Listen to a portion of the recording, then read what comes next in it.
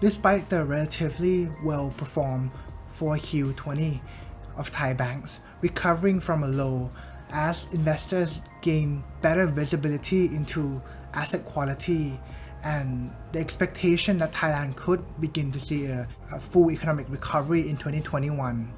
Thai banks saw some pullbacks following the first quarter of 2021 result seasons.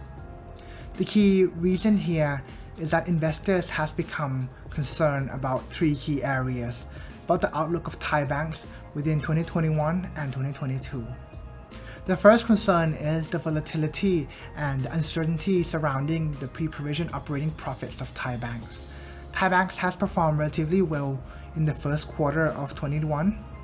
However, the sustainability of this profit becomes a concern as Thai banks sold a lot of mutual funds or opening a lot of new mutual funds within the first quarter, selling and receiving a lot of upfront fee, driving the non-interest income relatively well. Coupled with gains from investments and mark-to-market investments in terms of its investment portfolio, it is something that investors are questioning if it will be able to be replicated in the upcoming quarters. The second concern is asset quality concerns from investors and the lack of visibility into banks' asset quality, given that the Bank of Thailand has now rolled out the third phase of relief measure targeting retail customers and SME customers. At the height of the pandemic, Thai banks saw about 40% of its portfolio remaining under relief. Moving forward into the first quarter 2021, Thai banks now hold about 5 to 20% of its total portfolio remaining under relief.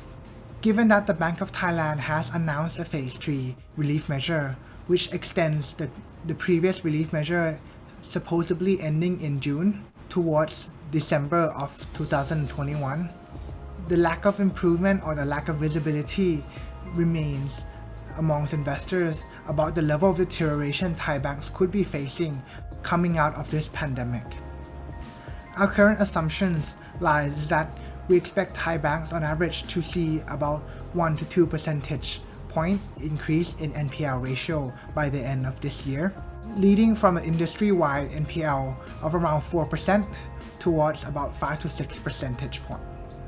In our view, as long as Thailand's GDP is able to be maintained at a growth rate of 1 to 2% this year, both our NPL and our credit cost assumption should remain intact, given that our credit cost remains on the more conservative side than that of bank's guidance, generally ranging from 10 to 20 basis points higher than the guidance which bank has provided at the end of last year.